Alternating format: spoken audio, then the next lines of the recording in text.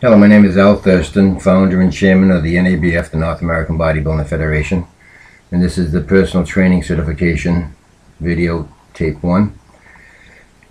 When you complete your certification, you'll get 3 certifications: one as a personal trainer, one as a nutrition technician, and one as a bodybuilding and fitness NABF judge. Before you become a trainer, there's a lot of things you have to do to prepare.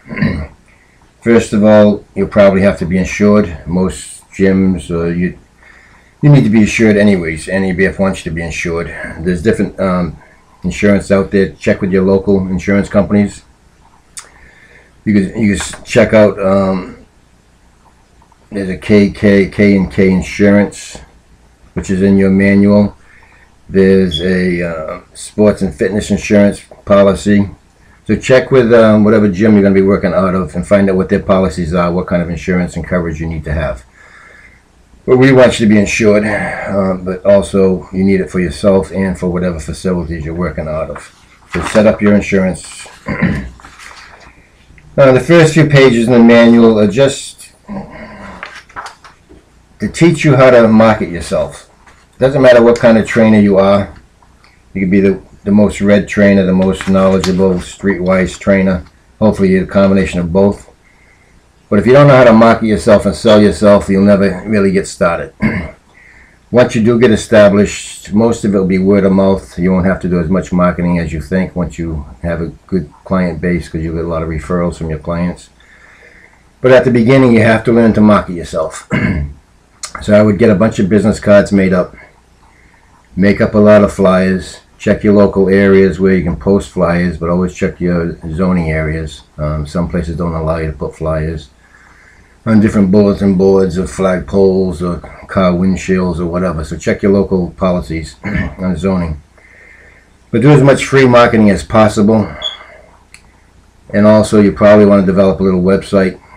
Everybody's doing everything online nowadays, so you want to set up a little your own little website. Maybe do some online training, do some local advertising in your newspapers, maybe a local cable station. But I would try to keep the expenses down. But you do need to market yourself. At the beginning, it's all sales. If you can't sell yourself, no matter how good you are as a trainer, you're going to have a hard time getting started. So there's some articles here you can read on marketing. Once you get your marketing done, then you got to check the area and find out what kind of a price structure you're going to offer. It's all over the board. I would say the average hourly rate for a trainer would be $50 to $70. Now that's been like that for the last 15-20 years probably. I mean, if you're in Nantucket or Long Island or in Beverly Hills, you can probably get $125, $175, $200 an hour. If you're where I am right now, I think the trainers are pushing to get $50 an hour. But most people in the Northeast, when we certified most of our trainers, even 10 years ago, the average price is probably $70 per hour. So have a base for hourly rates and maybe a half hour rate per hour. Then put packages together. If you buy a package of 10, you give them a little discount. Buy a package of 20. Give them a little more of a discount per hour or per half hour. You might want to do a combination. I used to do a gold, silver, and bronze. A combination of so many training sessions per week. So many weeks of nutrition. Weekly body fat and consultations. And weigh-ins. So you could group a package of several different things together and break it down over a 3-month breakdown, maybe a 8-week breakdown, maybe a 4-week breakdown. So get your hourly rate established, depending on where you are. Check your local trainers in the area and your gyms and find out what they're charging per hour. Put packages together of blocks of 10 or 20 or 50 prepaid sessions. Then maybe put a combination of overall wellness packages where you get so many training sessions per week, nutrition consultation weekly, weigh-in, body fat testing weekly over so many weeks. Put a total package together price-wise and give them a little breakdown. If you're doing group sessions or boot camps, you want to have a rate for that. I used to get $20 an hour with groups of 5 people per class. Now I'm down in Florida, where it's the income is not that great right where I am, so we're doing $10 per hour per person, which is very low. I try to keep the classes 5, 6, 7, 8, so you're getting $50 to $80 an hour. Boot camp's the same thing.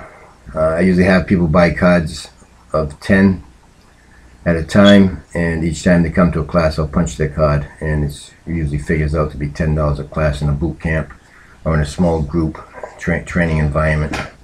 So again, do your homework with that. Figure out what you're going to charge per hour. Put some packages together. Maybe set up some boot camps inside or outside.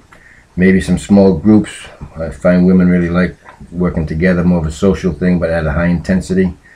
Once you get them to stop talking, you can really get them to train.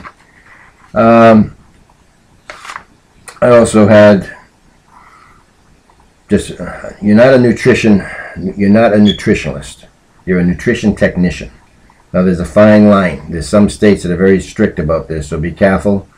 I don't know of any trainer that doesn't give nutrition advice. So again, you're not a nutritionalist, you're not a dietitian, but I feel that being a trainer, you have to give them some kind of nutrition advice. Just watch how you do it. So I would put a one-time nutrition program package together for them. Maybe break it down, give them a 3-month where you're going to spend maybe an hour with them the first visit, and maybe check them weekly for 3 months.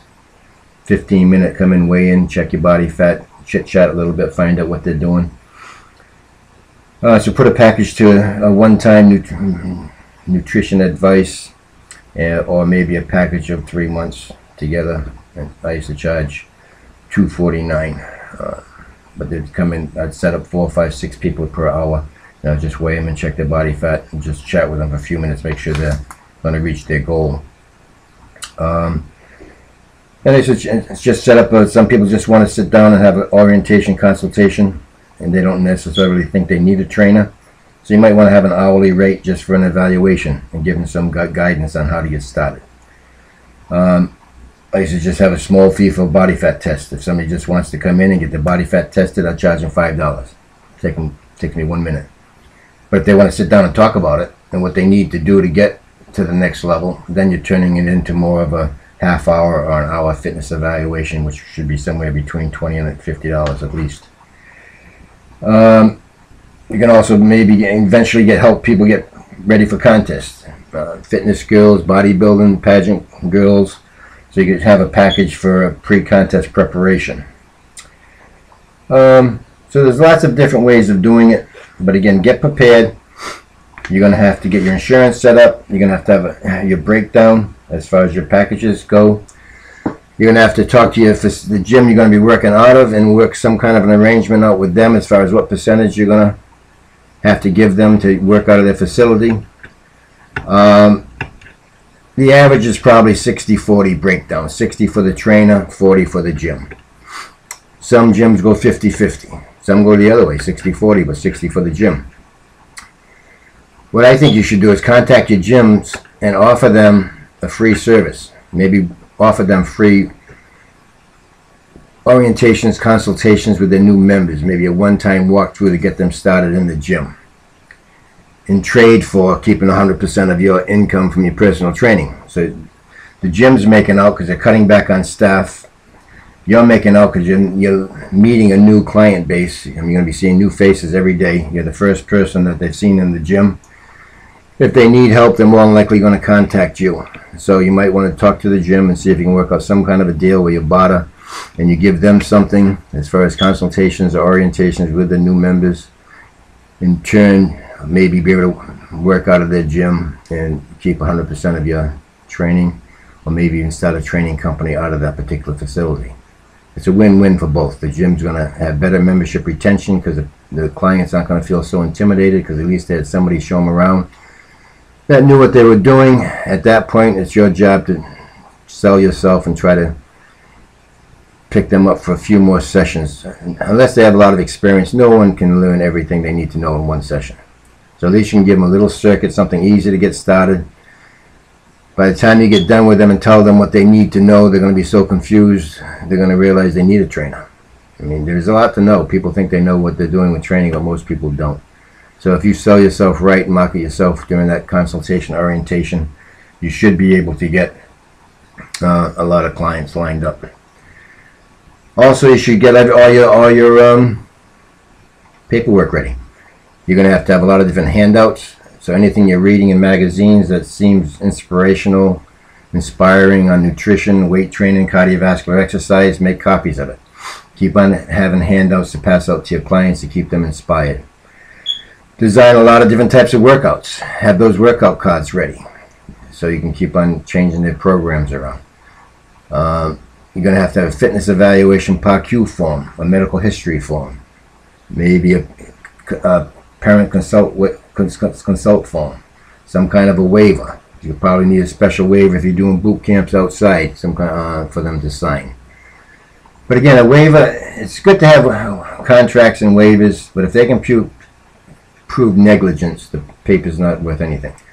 So as long as you do what you're supposed to be doing, try to teach them the correct way to exercise, be aware of their medical issues, and do the best you can, you're fine. I mean, when people are participating in any kind of an athletic event, they have to assume a reasonable amount of risk upon themselves. So as long as you're not negligent, as long as you're paying attention and doing what you're supposed to be doing and working with your client, you should be fine. But again, when people learn to train at a high intensity, there's always minor aches or pains, minor breakdowns.